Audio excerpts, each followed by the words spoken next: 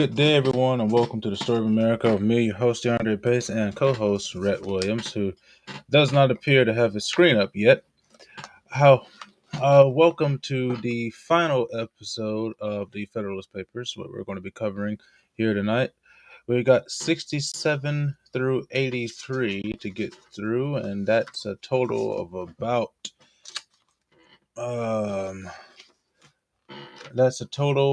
a hundred and actually almost 200 pages. About 100 pages. The last page is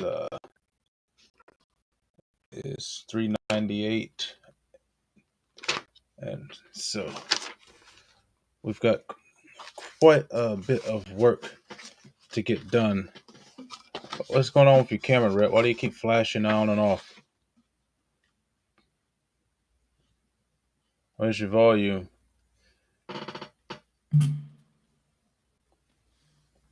It's right here.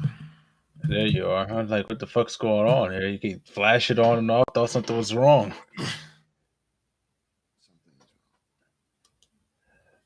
All right, let me turn that off. So, Mr. Alexander,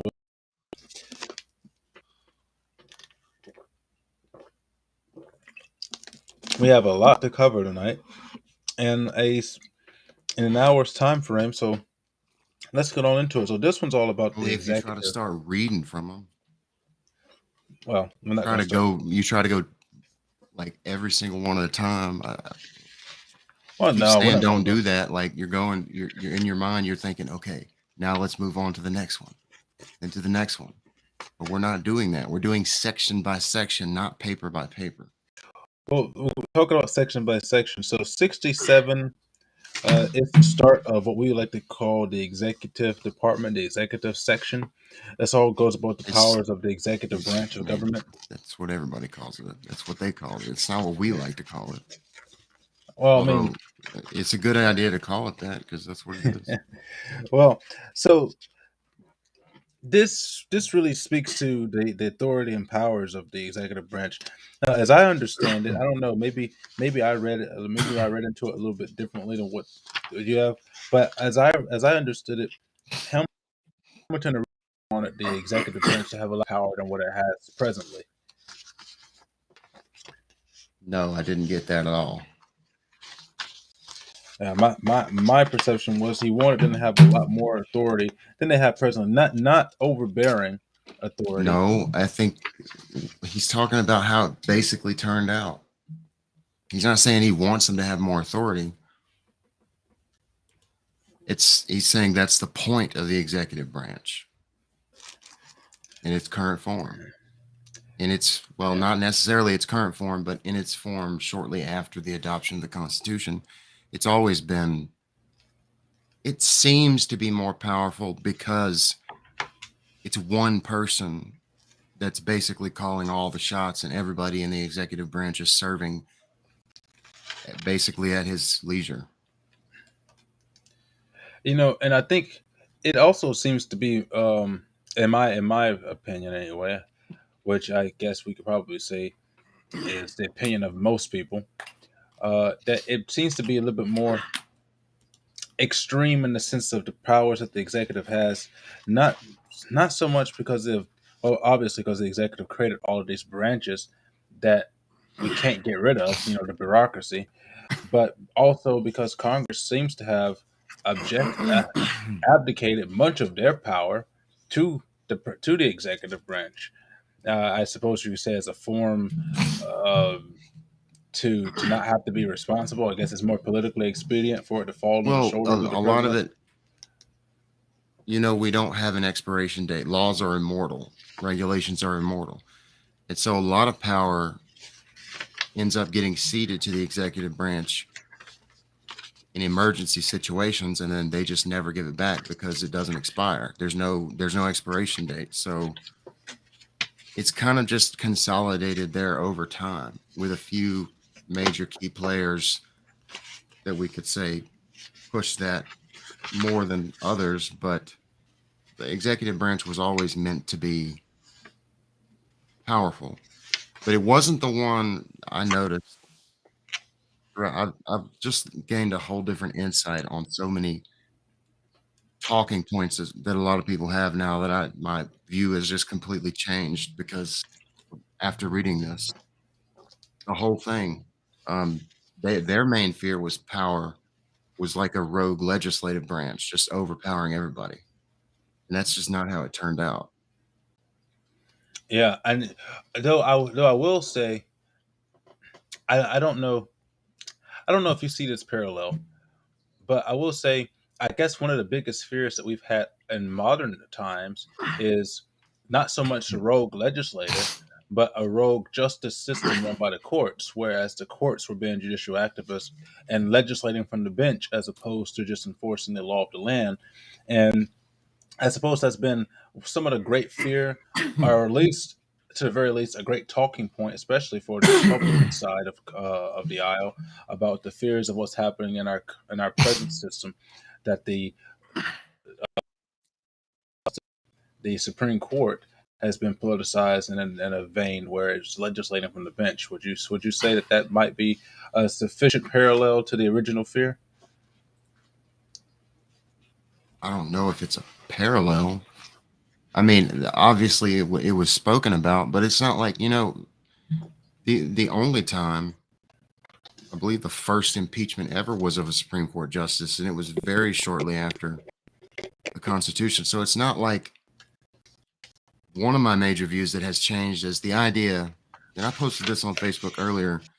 Oh, you know how conservatives just nonstop, they always say, oh, the founders are rolling over in their graves, blah, blah, blah, blah, blah, blah, blah.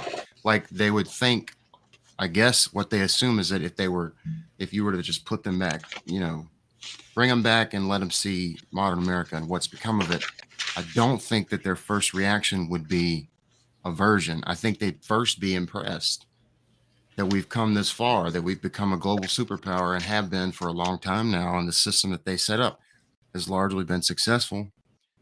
I don't, I don't think they'd necessarily be pleased with the federal or the executive branch dominating the others, but to a large extent, checks and balances still works. I mean, the courts, there's been bad decisions throughout history, but ultimately, the system still works pretty much like they planned it to. It's not like there was no corruption in the beginning. It's just that there's more money here now. So there's more opportunities for people to be corrupt and for the government to be co-opted by moneyed interests. But that was a worry back then, even at the beginning. And it's not like a lot of conservatives tend to romanticize about, the truth of what was going on at that time period, and the founders especially. They don't see them as like real people. They see them as something like demigods. But honestly, we know they were it wasn't that much different than now. It's just the technology was different and the government was just starting out and there was not a lot of money here. But it's not like they all got along. A lot of them fiercely hated each other. A And lot of them were actually, caning people. well, I mean, that was during the whole, Civil War. That was not this time period, but shortly thereafter. But it wasn't that different. For a long time, before the Industrial Revolution, especially, generations would go by and no change would happen. Like, your parents, you basically were going to live the same life as your parents and your grandparents, and, nothing was going to change. And that's just not the case anymore. But the thing that I just can't get over is duels, dude. How is that like that they were okay with that? Now, I will say that Pennsylvania and New York did outlaw dueling, and that's why Hamilton and Burr went to New Jersey to do the duel. Also, Philip Hamilton, his first son, was killed in New Jersey about the same spot because that's where it was still legal. And after the notorious duel happened, there was charges, murder charges filed against Aaron Burr in Pennsylvania and New York, but he just avoided those states for a while, and they finally just dropped it like That wouldn't happen today. There's no statute of limitations on murder. And then, you know, I don't know if you have you heard of the Burr conspiracy? I've heard of it, and Dude, I've read into it as well. it's crazy. The dude wanted to start his own private country and start a war with Spain.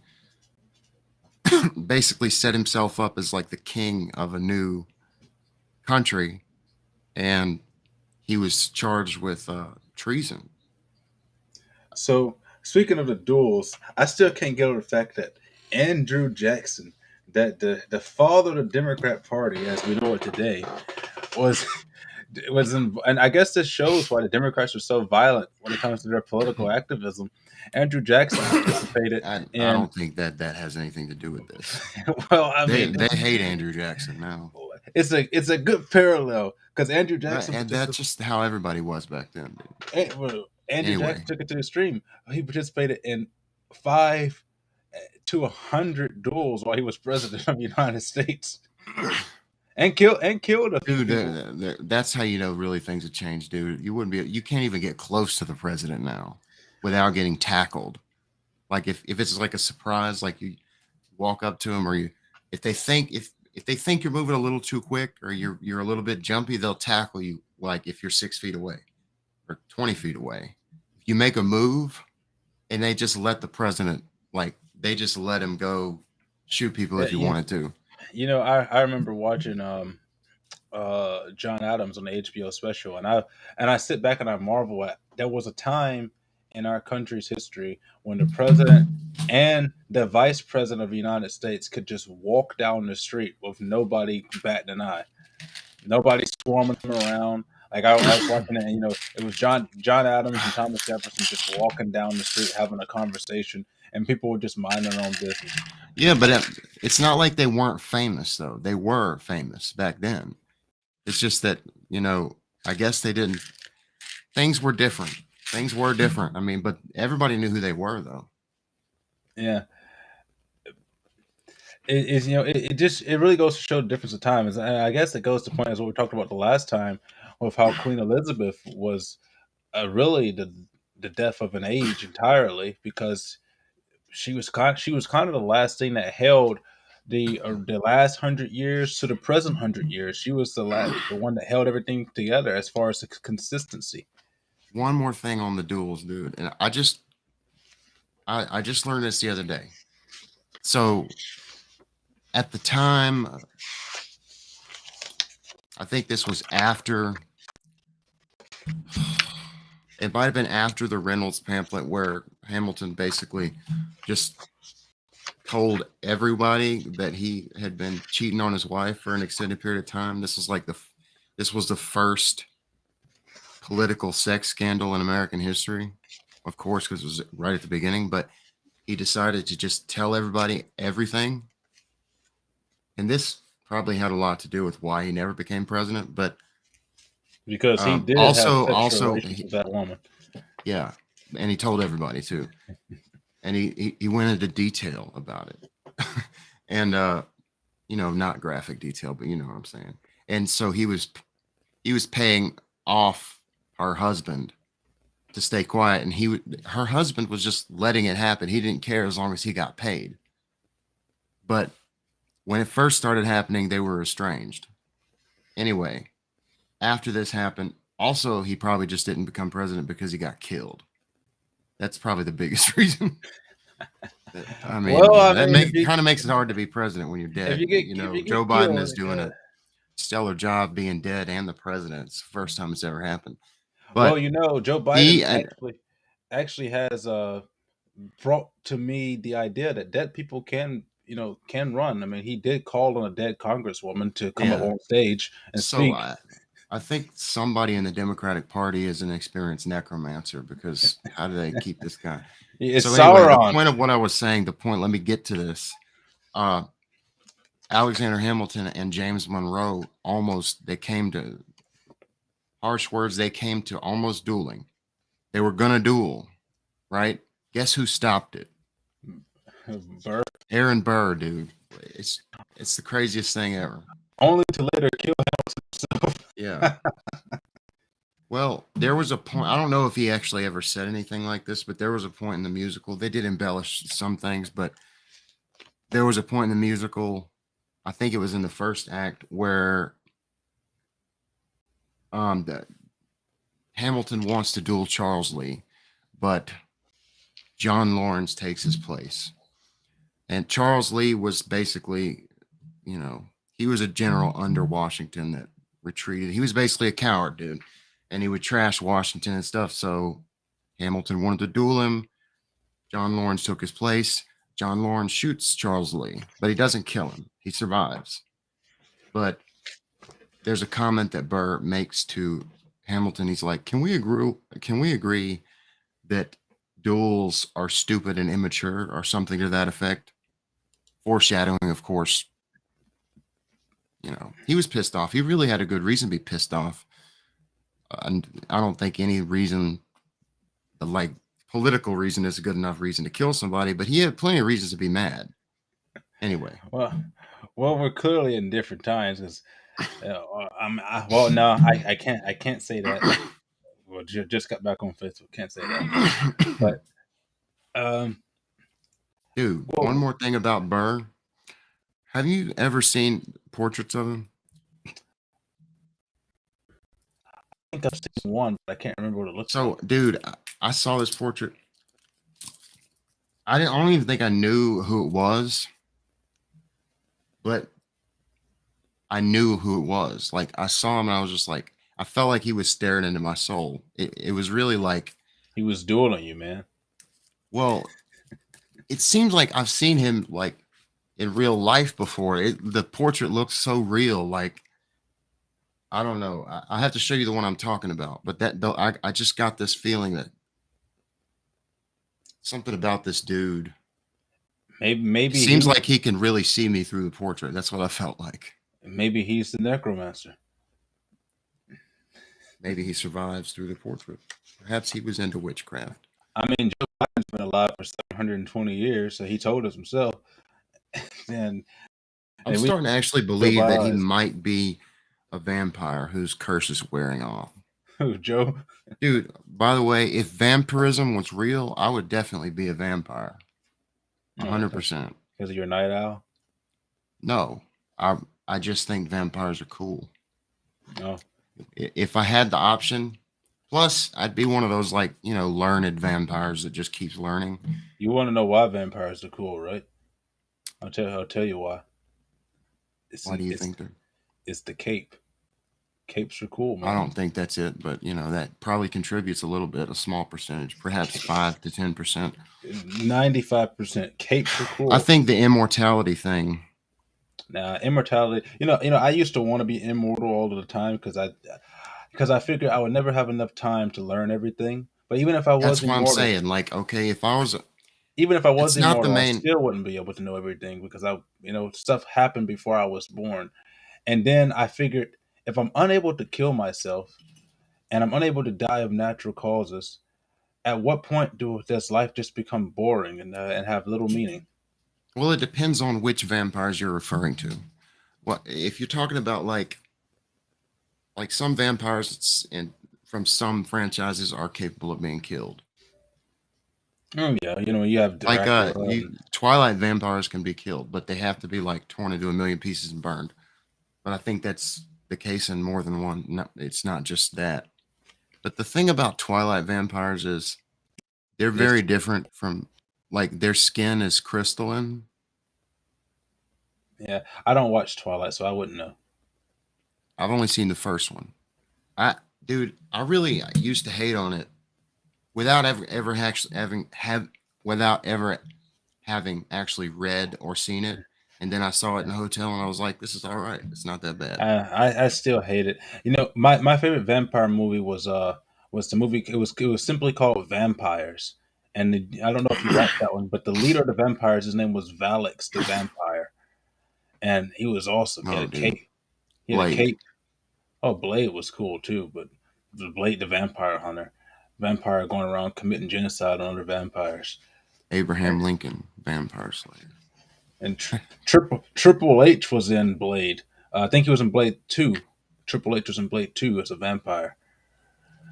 But when you when you talk about the again for me with the immortality thing, after a point, it'd be like, what's the point of staying alive anymore just to watch everything repeat itself over and over again?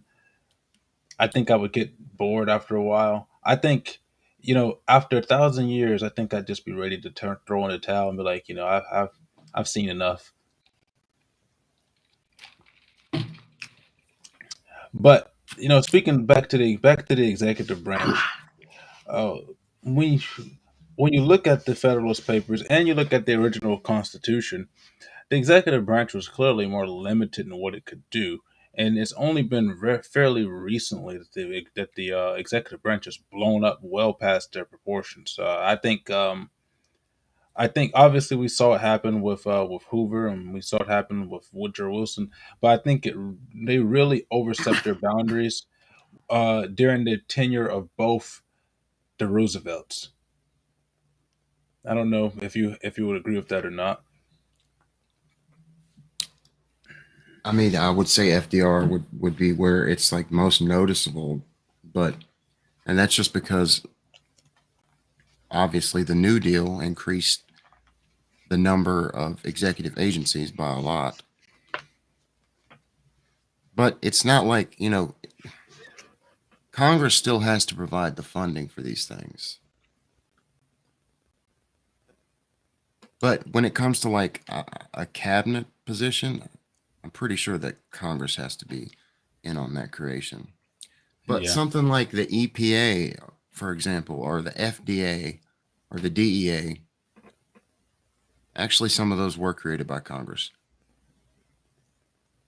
But temporary positions that are created by the president can be, you know, the word temporary doesn't really mean anything because everything's temporary, right?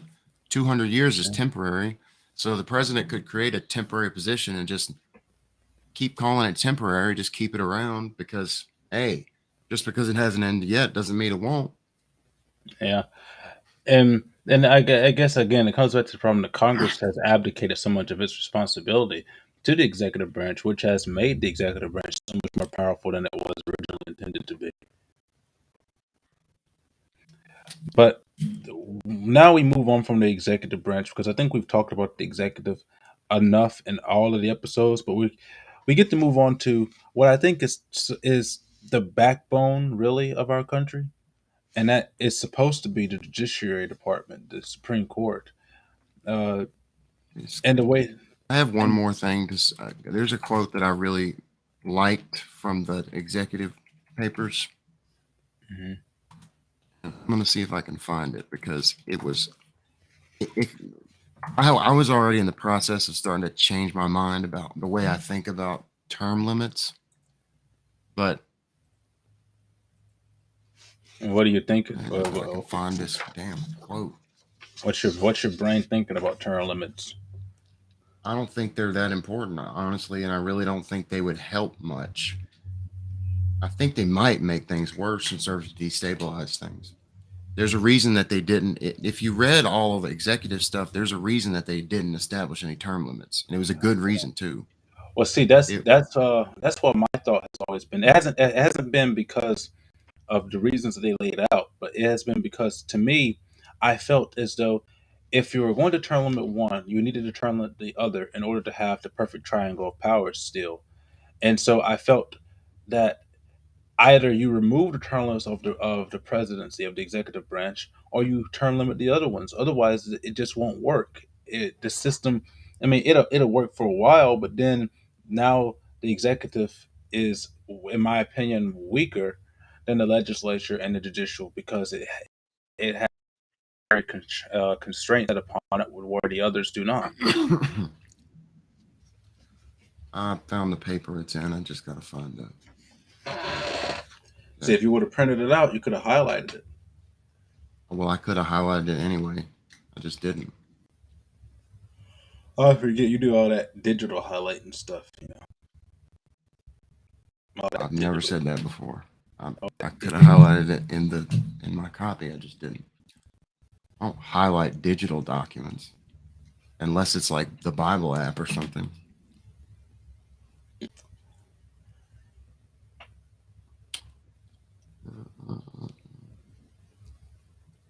might be in the wrong one. Anyway, the specifically of the president, this it was basically the lame duck session is a very disadvantageous time period for the whole country. President included everybody. And Congress because nobody respects the president. Yeah, everybody knows he's going to be leaving. But okay, where's that?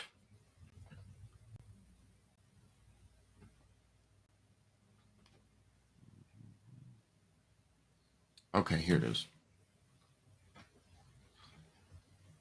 Would it promote the peace of the community or the stability of the government to have half a dozen men who had had credit enough to be raised to the seat of the supreme magistracy, wandering among the people like discontented ghosts and sighing for a place which they were destined never more to possess?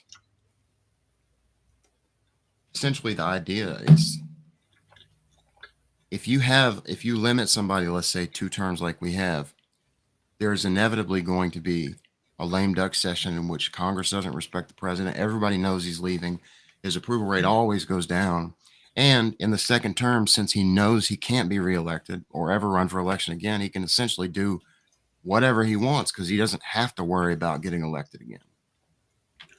I understand the fear of that too, but at the same time, and I suppose this. I should say this. At the same time, this is strictly speaking about Donald Trump. No other president. Uh, if if he had got elected to his second term, he would have been able to, because he couldn't get elected again, take that time to, as you say, do whatever he wants and get rid of the entirety of the bureaucracy and just fire everybody. That would have been advantageous, but we can't bank on that to be the moral character of each of these people who run the executive branch. Also, a move like that, it could be if he's not discriminating and who he fires and who he keeps, it could destabilize the entire government True, because you can't just shrink a government all at once and expect things to be fine. true, but you have to fire everybody that was at the top at the very least. Replace them with new people. I mean, there's several executive agencies and cabinet positions that we don't need, obviously. Which we, But we, we have we've had many discussions about that. So going on to the judiciary, as I said earlier, I think the judiciary department is really the backbone of our country's political structure. And without the judiciary, I think we probably would have descended into chaos a long time ago if the judiciary hasn't. You know, Politics changes everything. Obviously, we know this, but I feel, and rightfully so, that the judiciary has been relatively unchanged since its founding, and they have remained sort of the rock of our moral fibers here in America. I don't know if you would agree with that. I don't think it's so much about morality. But yeah, actually, the judiciary shouldn't have anything to do with morality. It should have to do with interpreting the Constitution accurately. And if that coincides with morality, great. But you know, sometimes obviously they attempt to rise above their station, but it's ultimately most of the time it's ultimately corrected. Yeah, I would happen to agree. And but you know what, Rhett, this quote here, this is in the very first paper of the Judiciary, Department number 78. This quote here is the one that, I thought was the one that best describes the role of the judiciary. It says, "It may truly be said to have neither force nor will, but merely judgment, and must ultimately depend upon the aid of the executive arm, even for the efficacies of its judgments," which shows the power of the judiciary is only enforceable if everybody else agrees to what they set as the standard. And that's why I think they're sort of the backbone of the country, because something comes before them, they interpret it, they make an agreement upon it, and then they set a ruling, and then it's up to everybody else to sort of agree to it, and the laws be enacted by the executive branch or the local branches of the states and all of that stuff. So that's the reason why I think the judiciary is so important, because they have been the most faithful to the Constitution of all of our Well, branches. they should be because that's their job. They're really the last. They're like the safety net. Yes, yes, that And that's a better term. a lot of people back in those days, including Jefferson, didn't really like the idea of the judiciary being able to basically declare acts of Congress null and void because that's the people. But Hamilton argued that this is a safeguard against turbulence and follies of democracy, which, I And mean, I he think was that that's correct. exactly what it is. I do think that the courts should have the ability Yes. to do this. It's really something, the only thing that saves us sometimes, a lot of times, because the executive and legislative, they both attempt to do things that violate the Constitution, but it's also not their job to really be reading it and interpreting it if that's the court's job. Yes. And see, and that's another thing. And the reason why so many people, particularly on the right, get so upset with the Supreme Court is they think that the Supreme Court just has the authority to go overturn Congress's decisions or overturn executive orders. It doesn't work that way. They have the power to do so. The way it's set up and the way things are to be to review, there's a process in place. They can't just enact on something. If they find something out there that Congress or the president passes that they dislike and believe is unconstitutional, the Supreme Court can't just go and say, this is unconstitutional and strike it down. It has to be brought before the Yeah. court. Also, remember that the court system, the Supreme Court, has no jurisdiction when it comes to enforcement. So if the other two branches wanted to, they could just completely ignore it. Yeah, and that's the reason, again, that's the reason why I said that there's sort of what you said, safety net, because the other two branches have to, in order for them to have any real power. And in that case, the people themselves, us, the people, have to agree with the Supreme Court in order for them to have any power. Because if we don't, and we don't respect that, and the executive doesn't respect that, then the Supreme Court essentially has zero meaning. Thankfully, we're not to the point yet where they are completely ignored. They still do actually have relevance and power. They at least the executive branch can be restrained by law still to some degree.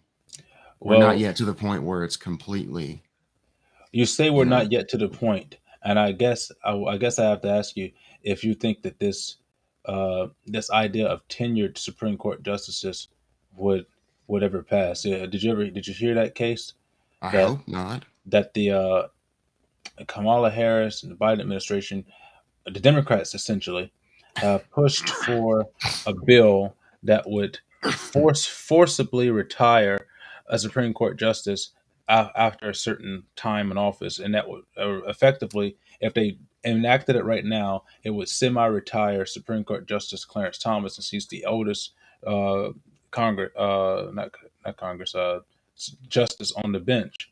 It would They don't say semi-retire like him. what time period. I remember they did. They did. I just can't remember what it was. It's been a while since I read the article. And then if if there's a vacancy or a death of a Supreme Court justice, um, and that has not been filled, and there's a case that comes in, then that semi-retired Supreme Court justice will be able to come in and to make the final ruling. So essentially, you would force out older justices. They keep their role as a Supreme Court justice, though they can't participate in any of the rulings unless there's a vacancy. And you would be able to constantly bring in new people. And I think they said it was after like 15 years or so, but I can't recall exactly. And that You know why they're just posturing. That's never going to pass. There's a reason that judges don't have terms and they're not elected, and basically because they know they're secure in their job. There's nothing that anyone can do or in principle to remove them. They don't have to worry about reelection. So they're basically immune to the turning tides of the political landscape. And they don't have to worry about being forced to retire. They're supposed to be wholly separate from the other two branches. And that is one of the number one things that makes them such, is because they don't have to, there's no age requirement, there's no terms, there's no elections. Hey, I never actually thought about that. I did not think that, it never crossed my brain that there was not an age requirement to be a Supreme Court justice. Obviously, you can't be 5 years old, but I never actually remember reading about an age requirement for Supreme Court. Now that you, Oh, now that you I think about wasn't. it, I was talking about age limit, but I don't recall there being any kind of youngest either. But usually, you know, Th- 30 years older old is judges are usually going to be chosen because older judges are more experienced and often better. true. But but now that you think, but I've never actually thought about it that way as far as their And age that's limits. another argument against term limits, is because people don't have any way of really getting experience in some of these positions without actually just doing it. And the longer somebody's been in office, the more experience they have. Oftentimes, that also leads to easier ways to work the system. But it's true that the longer someone's been in the presidency or in Congress, the more experience they have. That is true. So, if we, like, for example, if we wanted to term limit Congress, we constantly have a new batch of inexperienced people coming in. Would that really be good? Probably not. That's Yeah. why I always, at least now, say the best, if we're gonna go for term limits, then the people we need to term limit are the bureaucracy, Yeah. the deep state. The deep state needs to be taken care of. Um, but do you have anything else you really want to talk about on the Justice Department? Because I did a whole my Uh, actually my second Not the episode. Justice Department, sir. Yeah. My second episode was on the edifice of justice and the role of the Justice Department. I think this was from the time that Amy Coney Barrett was being inaugurated, not inaugurated, Why do you keep appointed. saying Justice Department? Because that's what they have on. That's what they had here. The This is Judiciary. not the Justice Sorry, Department. sorry, not Justice. The Judiciary Department. The Judiciary That's It's a is a completely branch, completely not a different thing. department. The Judiciary. It's just easier to say. It's just easier to say Justice Department than Judiciary Department. It's not a department. It's a branch. It's the No, I'm saying judiciary, sir. no. I'm saying according to the Federalist Papers, 78 is the Judiciary Department. That's what Well, that's Hamilton not wrote. what we call it anymore. Obviously, he also referred to the president as the supreme magistrate. Yes, Nobody says that anymore. he gave him titles when the president wasn't supposed to have any. Well, he used the term president and supreme magistrate interchangeably. I suppose that's what he is, but you know, The Supreme people would look Magistrate at you makes him, like you're crazy if you start saying that. the Supreme Magistrate makes him sound like he's a judge. Yeah, because that's the only time we use the term magistrate nowadays for like a mini judge, a demi judge. A dog. So you have the Judiciary Department or the Judiciary Branch. Uh, what's our next one here? Let me see. That's it. Oh That's yeah, it. Besides the conclusions, which is the that last is two, it. and that would be some last things that he was wrapping it up with. That is it. I forgot. Yeah, that's Dude, it. I swear to God, Madison and John Jay, they just they were They did. lacking. Yeah, Madison John John Jay, Jay did. especially, dude, he was a freaking they What just let him do all the work. didn't he die shortly afterwards? I don't know what's the date on these. Uh, I don't think so. I think this was like years before that.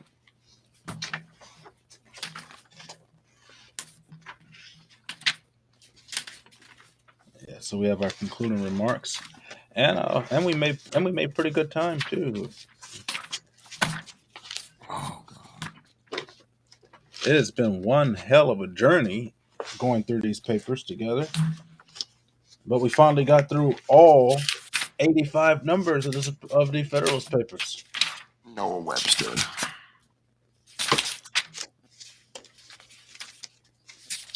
Publius. Publius.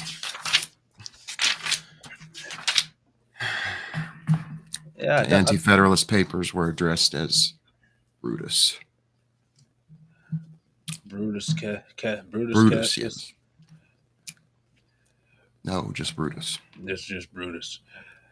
Well, Yeah, there were some other names that people used, but it was just Brutus. Nobody used the pseudonym Cassius on the Anti-Federalist Papers. I think one of them. What, I had to you look it know, up. Somebody I like the think farmer or something. I think I might name my next male dog Brutus. We used to have a dog named Brutus Yeah, I like Brutus. a long Brutus, time ago. Spike from Tom and Jerry. His name should have been Brutus. He looks like a Brutus. Brutus. Yeah, we had a dog named Brutus. Oh, I didn't. Obviously, this was. I think. I don't think this was. I think it was when we started going to social elementary. You guys started going to social around fifth grade year, if I remember correctly. Sixth grade. I only did 1 year.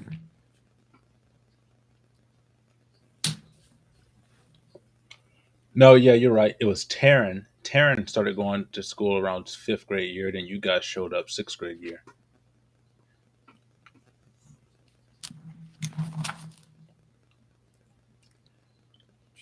Right. But yeah, Hamilton obviously he wrote the bulk of these. But I do believe that ultimately all of the founders pretty much came to the same conclusions as Hamilton on this particular matter. Ultimately, Not all of them. Are you talking about the just the matter of the Constitution in general? yeah, the matter of the Constitution in general. Because they had to make several compromises to even get it to go through. Which is one of them is adding a Bill of Rights, which he actually Yeah, saw as unnecessary. And I understand why. I understand why as well, and you know, me and you debate about this because of my opinion of the 13th, 14th, and 15th Amendment. You tell me that I'm wrong to say that there's no reason to have them, and Wait, what?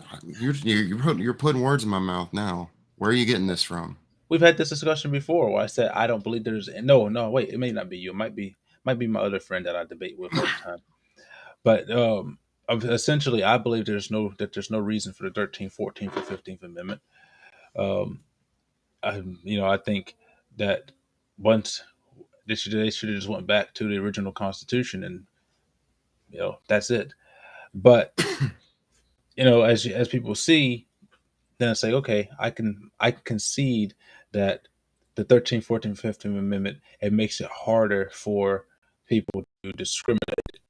Okay, let them say I don't like the idea of civil rights, but I can concede to people's points for it, even though I think all of those rights are in the Constitution as it is. It's By the way, written I'm out. not saying I agree with you. I'm just saying I don't even think we've discussed this before. Yeah, I think I'm thinking of my friend the Owlman that I've talked with about it. But I mean that's just my opinion on it. I guess I'm sort of Hamilton like when it comes to the Constitution. I think that the first seven articles of the Constitution give you all of the other rights. And anytime that you want to add something, you should just defer back to the Constitution. But I can concede, okay, this makes sense. Okay, this I makes definitely sense. think that adding, well, they needed to add a process for amendments, but Yeah, I the believe in Bill the of amendment Rights, I process. think the Bill of Rights being added is a good thing because somebody would have come along that it's not explicitly stated, so we're not going to let you do it. Hmm. That's definitely what I, would have happened. I do agree with that. I do believe ultimately that the Bill of Rights being added to the Constitution has been our saving grace. Ultimately, it has saved us from the heavy hand of government in many situations, and maybe our savior yet to come from if with what's going on with the Trump case, because that could be very very telling if they can do it to him, what they can do to the rest of us dissenters or fascists, as we've been labeled by the Biden administration. I honestly feel like the 13th, 14th, and 15th Amendment could have been all combined. Yeah, actually, they could have been. And the 14th Amendment, the bad thing about it is that that's where we get birthright citizenship from. Yeah, But I also think, okay, well, if you don't get citizenship by birth, how else would you get it? How did people get it before? yeah, What that is it is like? true. Okay, you're a citizen if at least one of your parents is. I But think they kind of now just it's just if grandfather you're born everybody here, in. your parents don't even have to be citizens. If you're born here, you're just a citizen. I think I, that's probably a bad idea. I have Definitely. reservations against that. Um, but ultimately, the concessions that were made, I think, were necessary concessions to be made for the Constitution to be born. If some things I could agree with Hamilton that there shouldn't have been added, but ultimately, I think they came to the best possible compromise, and it has worked. It has worked surprisingly well, very efficiently, despite the corruptions that have come against it over the many years that it's been in existence. And I agree with you that the founders before they would be appalled at what we did or what we're doing here today, they would be in awe and disbelief of how long we've managed to survive and how great we've become, far exceeding any of their expectations. I would imagine.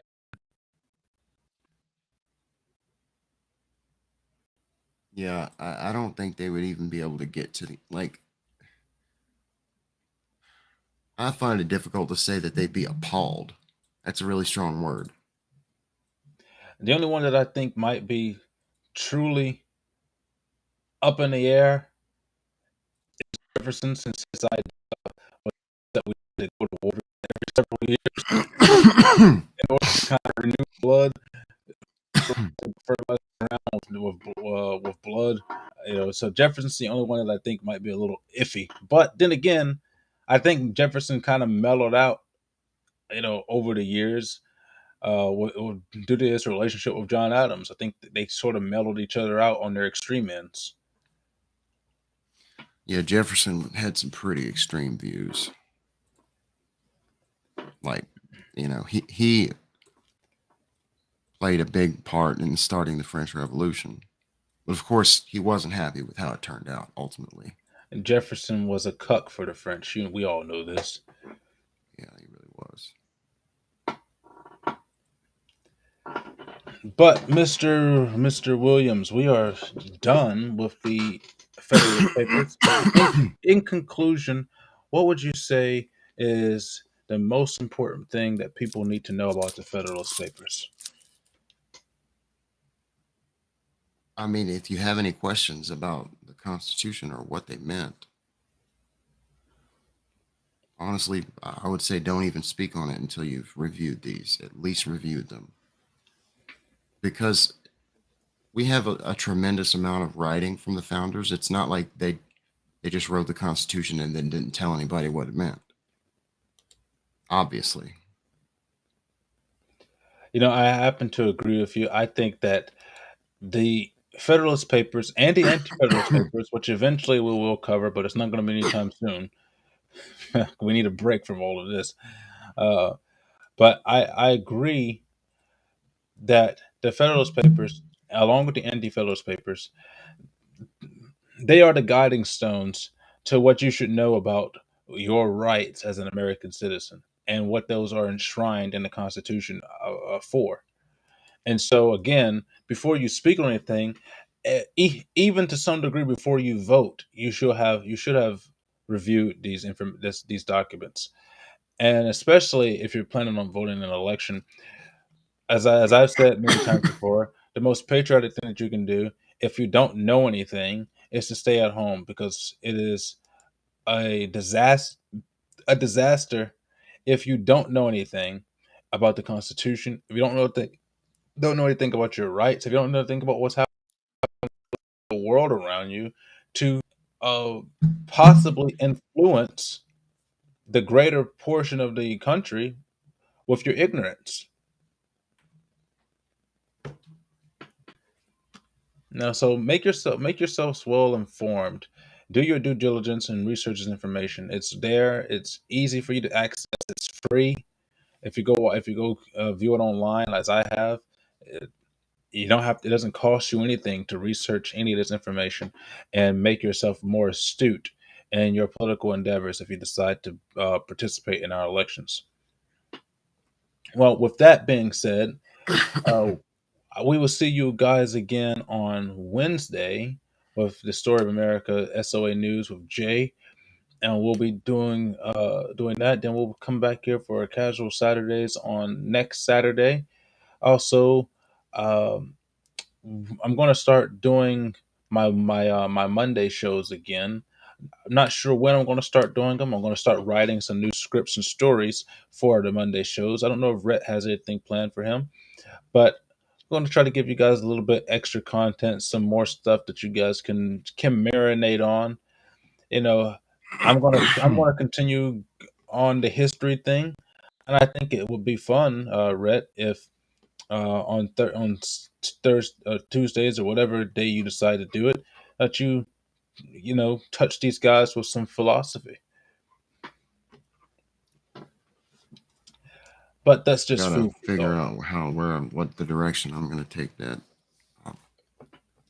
But that's just food for thought. We just want to give you guys a little bit of uh, a diversity of content that you guys can be able to enjoy and keep coming back. So please, if you like our content, like, share, and download our content on Spotify, Apple Podcasts, Google Podcasts, everywhere you can find us. Story of America, with Payson Williams, Story of America PW. Uh, like, share, and follow us on YouTube, Facebook, Rumble, Twitter, Truth Social, anywhere that you can find us. The Story of America, Payson Williams, The Story of America PW.